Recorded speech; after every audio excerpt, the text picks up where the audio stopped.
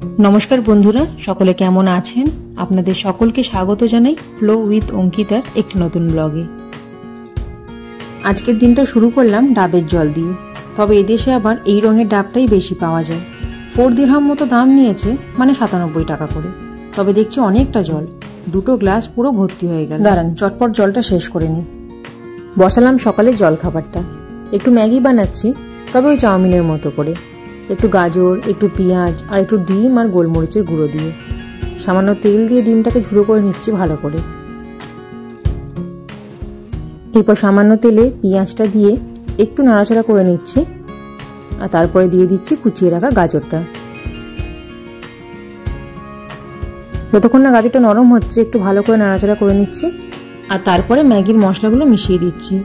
যদিও এর মধ্যে একটু ক্যাপসিকাম, একটু কড়াইশুঁটি, একটু বিনস দিলেও ভালো হয়, তবে আজকের তো শুধু গাজরটাই ছিল, তাই শুধু এটা দিয়েই করছি। এরপর সিদ্ধ করে রাখা ম্যাগিটা দিয়ে ভালো করে মিশিয়ে নিচ্ছি। একটু টমেটো সস হলে খুব ভালো হতো, কিন্তু সেটাও আর মনে ছিল না, তাই আজকে টমেটো সস ছাড়াই ম্যাগিটা বানাচ্ছি। আর এই শীতের সকালে এরকম গরম গরম ম্যাগি খেতে কিন্তু ভালোই লাগে। ম্যাগিটা প্রায় রেডি হয়ে এসছে আমার। এরপর শুধু ডিমটা মিশিয়ে নিচ্ছি আর গোলমরিচ গুঁড়ো দিয়ে নামিয়ে নেব। তবে জানেন, এই ম্যাগি বানাচ্ছি আর বোনের কথা মনে পড়ছে। ওর আবার ম্যাগি আর চাউমিনের প্রতি আলাদাই ভালোবাসা। বাড়িতে থাকতে যখনই বানাতাম এক দৌড়ে চলে এসে দেখে যাবে যে কি বানাচ্ছি, আর এখন দূরে থাকতে যেন এইসব ছোট ছোট মুহূর্তগুলোই বেশি মনে পড়ে। ফাইনালি রেডি হয়ে গেছে গরম গরম ম্যাগি। দেখতে তো বেশ ভালোই লাগছে, তবে খেতে কেমন হয়েছে সেটা ওকেই আগে জিজ্ঞাসা করব। আর সত্যি বলতে শেফ মানুষদেরকে কিছু বানিয়ে খাওয়ানোটাও কম চাপের নয়, কারণ তারা তো সবসময় পারফেক্ট স্বাদের খোঁজে থাকে। এবার দেখা যাক কি বলে।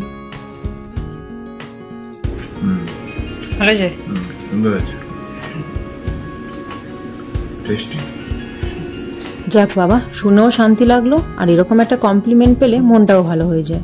এরপর দিলাম একটা আপেল কাটতে, আর সেটা নিয়েই শুরু করে দিয়েছে কারুকার্য। কিছুক্ষণ সেটাই দেখছিলাম। এখন 3টে মতো বাজে। বিজয় তাই চলে যাচ্ছে জবে। দুপুরের লাঞ্চটাও ওখানেই করে নেবে, আমি তাই রাতের রান্নাটা বসিয়ে দিলাম। কিন্তু আমি আজকে আর দুপুরের লাঞ্চ কিছু করব না, কারণ ব্রেকফাস্ট করে যখন উঠলাম তখনই বাজে দুপুর 12টা। খুবই সাদামাটা রান্না করছি আজকে। বেশি করে টমেটো আর ধনেপাতা দিয়ে পেঁয়াজ রসুন ফোড়ন দিয়ে ডাল বানাচ্ছি আর বেগুন ভাজা। আর ঠিক করেছি যে খাওয়ার আগে পাঁপড় সেঁকে নেবো, এটাই অমৃত। বিজয়কেও জিজ্ঞাসা করেছিলাম, কিন্তু খাওয়া দাওয়া নিয়ে ওর কোনোদিনই কোনো ঝামেলা থাকে না, এটা একটা ভালো দিকও। চলুন রান্নাটা করতে করতে আজকে আরও কতগুলো জিনিস আপনাদের সাথে শেয়ার করি। আগের দিন তো আপনাদেরকে বলেইছিলাম যে এদেশের রুমের রেন্ট কীরকম, তবে এই রেন্টের সাথে কিছু কিছু জিনিস ইনক্লুডিং থাকে, সেটা আগের দিন আপনাদেরকে বলা হয়নি। রুমগুলির সাথে ইনক্লুডিং থাকে ইলেকট্রিক, জল আর ওয়াইফাই। তবে সেটা ডিপেন্ড করবে যে আপনি কোথায় রুম নিচ্ছেন, তার কীরকম রেন্ট তার উপর। এদেশে কিছু কিছু রুম আছে যেখানে আপনি সারা মাসে যতটা ইলেকট্রিক খরচ করছেন তার জন্য একটা টাকা আপনাকে রুমের রেন্টের সাথে পে করতে হয়। আবার কিছু রুম আছে যেখানে আলাদা করে ইলেকট্রিকের কোনো চার্জেস পে করতে হয় না, সেটা রুমের রেন্টের সাথেই ইনক্লুড। একইভাবে জল আর ওয়াইফাইটাও কিছু রুমের সাথে ইনক্লুড থাকে, আবার কিছু কিছু রুমের সাথে ইনক্লুড থাকে না। আমাদের রুমের সাথে ইলেকট্রিক আর প্রতিদিনের ব্যবহারের যে জল সেটা ইনক্লুড আছে, কিন্তু খাবার জল বা ওয়াইফাই এটা কোনোটাই ইনক্লুড নেই, সেটা আমাদেরকে আলাদা করে নিতে হচ্ছে। রান্না তো হয়ে গিয়েছিল অনেকক্ষণ আগেই, আর প্রায় 12:30 মতো বাজে এখন। অনেকক্ষণ ধরেই বাইরে এসে ওয়েট করছিলাম ওর আসার, আর দেখুন ওই যে দূরে আসছে। আজকে ঠান্ডাটাও বেশ ভালো পড়েছে। সাধারণত 12টা 5-10-এর মধ্যেই চলে আসে, আজকের আবার একটু লেট হলো, হয়তো কাজের প্রেশারটা বেশি ছিল। রুমের সামনের এই রাস্তাটায় কোনো জেব্রা ক্রসিং নেই, তাই পার হওয়ার সময় আবার একটু দেখে পার হতে হয়।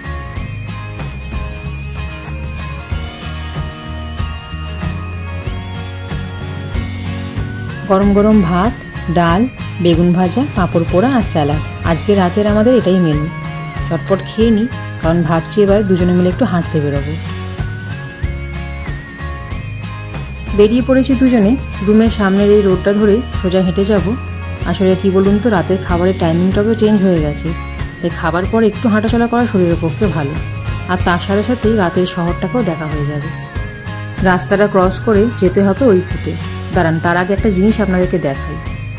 এই প্রতিটা মেন রাস্তার পাশে একটা করে এরকম ল্যাম্প পোস্ট আছে, যাতে এরকম একটা মেশিন লাগানো আছে যেখানে আপনি টাচ করলেই এতে একটা ইয়েলো লাইট জ্বলবে, আর দূরের ওই রেড সিগন্যালটা গ্রিন হবে কিছুক্ষণ পর। তার আগে এই ইয়েলো লাইটটা অফ হবে। দাঁড়ান, এই যে ইয়েলো লাইটটা অফ হয়ে গেল আর দূরের ওই রেড সিগন্যালটা গ্রিন হয়ে গেছে, মানে আপনি এখন রাস্তাটা পেরোতে পারবেন। দাঁড়ান আপনাদেরকে আরেকটা মজার জিনিস দেখাই। এই যে ভেন্ডিং মেশিনটা বা যেটাকে ক্ল মেশিনও বলা হয়, এটা আমাদের কলকাতায় বিভিন্ন মলে দেখা যায়, তবে এখানে কিন্তু বিভিন্ন জায়গাতেই দেখা যায় এটা। আর মাত্র 1 দিরহাম দিলেই এটা আপনি খেলতে পারবেন। আর প্রচুর সফট টয়েজ রাখা আছে এর মধ্যে। তবে রাতের বেলাতেও কিন্তু ভালোই দেখতে লাগছে শহরটা। চারিপাশটা দেখুন আলোয় আলো, প্রচুর গাড়িও চলছে দেখছি এখন, আবার মানুষজন দেখছি রাস্তায় বসে গল্পও করছে। দাঁড়ান আপনাদেরকে দেখাই একবার এখন কটা বাজে। দেখেছেন প্রায় 1:32। তবে যেদিকেই তাকাচ্ছি রাস্তার ধারে ধারে সারিবদ্ধভাবে লাগানো আছে বিভিন্ন রকমের গাছ, বেশ অন্যরকম দেখতেও লাগছে। তবে এই গাছগুলোর নাম আমার জানা নেই, কিন্তু দেখতে লাগছে খুবই সুন্দর।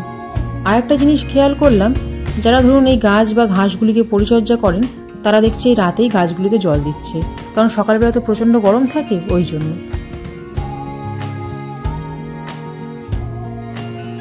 একটু আগিয়ে আসতেই চোখে পড়লো আবার এই জায়গাটি। এখানে আবার দেখছি রাস্তার ধারে ধারে সুন্দর করে ডিজাইন করে ঘাসের মধ্যে মধ্যে পিটুনিয়া ফুল গাছ লাগানো আছে। পিটুনিয়া ফুল গাছ যে এখানে হয় এটা আমার আইডিয়া ছিল না। তবে এটা বলতেই হবে যে এখানকার মানুষজন কিন্তু খুব সুন্দর করে সাজিয়ে গুছিয়ে রেখেছেন বিভিন্ন জায়গাগুলি। আর এই যে দেখছেন চারিপাশটা এত লাইট দিয়ে সাজানো, এরও একটা কারণ আছে। আসলে সামনেই তো এই দেশের ন্যাশনাল ডে, সেই উপলক্ষেই সাজানো হয়েছে। আর এই রাস্তায় আবার অনেকগুলো সিগন্যাল দেখতে পাচ্ছি, কারণ এই রাস্তাটাও অনেকটা চওড়া আর অনেকটা বড়। দাঁড়ান রাস্তাটা ক্রস করে নি।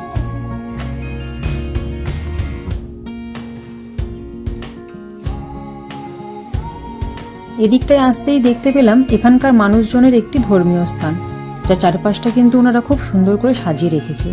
আর যে জিনিসটা সব থেকে ভালো লাগলো যে এত রাতেও সমস্ত গাড়িগুলি প্রপার ট্রাফিক সিগন্যাল মেনেই কিন্তু চলাচল করছে। এই জিনিসটা একবার দেখুন। এটা দেখে আমিও প্রথমে বুঝতে পারিনি যে এটা কি জিনিস, পরে ও আমাকে বলল যে এটা নাকি বাস স্ট্যান্ড।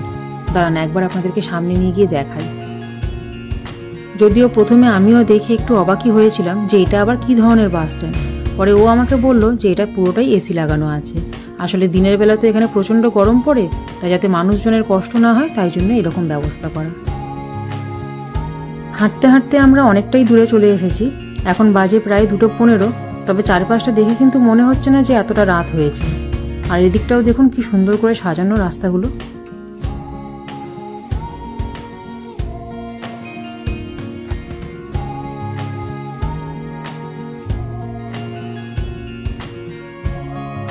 আবার রাস্তাটা ক্রস করতে হবে, যাবো এবার ওই ফুটে।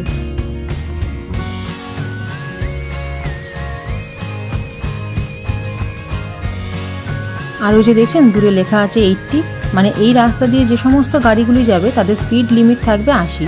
এর থেকে যদি স্পিড বেশি হয় তাহলে কিন্তু ফাইন। আর একইভাবে অন্যান্য রাস্তাগুলিতেও এইভাবে স্পিড লিমিটটা লেখা আছে। তবে যে জায়গাটি দেখার জন্য এতটা দূর হেঁটে আসা, শেষমেশ সেই জায়গায় এসে পৌঁছালাম। আর কি অসম্ভব সুন্দর দেখতে লাগছে একবার দেখুন। যতদূর চোখ যাচ্ছে শুধুই পিটুনিয়া ফুলের গাছ দেখতে পাচ্ছি। আর এই রাস্তাটার ধার ধরে এইভাবেই সাজানো আছে, সত্যি যেন চোখ ফেরানোই যাচ্ছে না। বেশ কিছুক্ষণ দাঁড়িয়েও ছিলাম, তবে এটাও মাথায় আসলো যে এতগুলো ফুল গাছে জল দিতেও তো অনেকক্ষণ সময় লাগে। কিন্তু ভালো করে কাছে গিয়ে দেখলাম যে প্রত্যেকটা গাছের টবে জলের ব্যবস্থা ওনারা করেই রেখেছে। আর ওকে জিজ্ঞাসা করতেও বললো যে প্রতিদিন বিকালে একটা নির্দিষ্ট সময় এগুলিকে স্টার্ট করা হয়। বেশ ভালো চিন্তা ভাবনা বলুন। মানে শুধু যে গাছ লাগিয়ে রেখে দিয়েছে তা কিন্তু নয়, সেগুলির আবার সঠিক পরিচর্যার ব্যবস্থাও ওনারা করে রেখেছেন।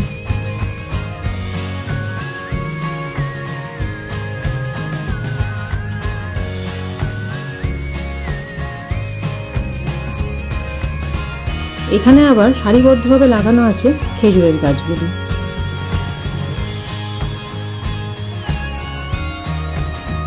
আর এখানে দেখছি আবার বেশ অনেকগুলি কাগজ ফুলের গাছ লাগানো আছে, কোনোটা গোলাপি রঙের, কোনোটা আবার সাদা, কোনোটা আবার লাল রঙের।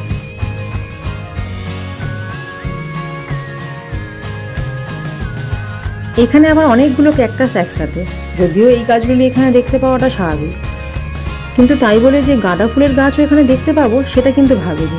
দাঁড়ান রোডটা ক্রস করে আপনাদেরকে দেখাচ্ছি।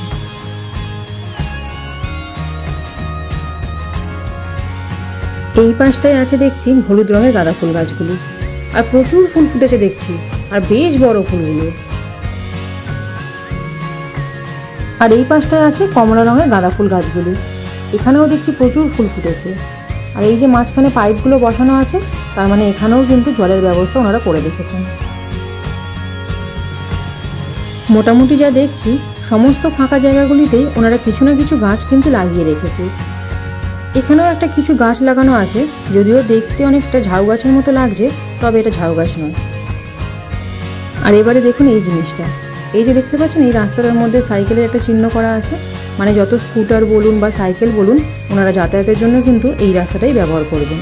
আর মানুষের হাঁটা চলার জন্য এই সাইডের ফুটপাথটা, ডান দিকটা আবার পার্কিংয়ের জন্য, আর বাঁ দিকে যে মেন রোডটা দেখতে পাচ্ছেন এখান দিয়ে কিন্তু কোনো রকম সাইকেল বলুন বা স্কুটার বলুন কোনোটাই কিন্তু যাতায়াত করবে না। মানে প্রতিটা আলাদা আলাদা ভেহিকেলের জন্য আলাদা আলাদা। প্রায় 2:45 মতো বাজে এখন, তবে মানুষজন কিন্তু দেখছি দিব্যি ঘুরে বেড়াচ্ছে। অনেক শপও দেখছি খোলা, হয়তো সারা রাতই খোলা থাকে এগুলো। আর অনেকটা হেঁটে ফেলেছি আজকে, তাই দুজনে মিলে বসলাম 2 কাপ চা নিয়ে। চাটা শেষ করেই পাশের একটা মার্কেটে এলাম একটা আইসক্রিম নিতে। রাত যতই হোক আইসক্রিম তো খাওয়াই যায়, কি বলুন। আর এই শীতকালে কিন্তু আইসক্রিম খাওয়ার মজাটাই আলাদা। আর এত রকমের আইসক্রিম দেখে কি নিজেকে আর সামলানো যায়। নিলাম একটা চকলেট আইসক্রিম, ওই 3 দিরহাম মতো দাম, মানে 73 টাকা। কত রকমের আইসক্রিম রাখা আছে দেখুন একবার। এখানে আবার বিভিন্ন রকমের ড্রাই ফ্রুট, আর এত ড্রাই ফ্রুট দেখে ক্রিসমাসের কেকের কথা মনে পড়ে যাচ্ছে। চলুন তাহলে আস্তে ধীরে এবার রুমের দিকে যাওয়া যাক। আর আজকের ভিডিওটাও এখানেই শেষ করছি। ভিডিওটা আপনাদের কেমন লাগলো অবশ্যই আমাকে কমেন্টে জানাবেন। আর যদি ভালো লাগে একটা লাইক করে দেবেন, আর আমার চ্যানেলটাকে সাবস্ক্রাইব করতে ভুলবেন না। দেখা হবে খুব তাড়াতাড়ি আপনাদের সাথে পরবর্তী একটা ব্লগে। সকলে সুস্থ থাকবেন, ভালো থাকবেন। পরমপিতা ঈশ্বর আপনাদের সকলকে ভালো রাখুন।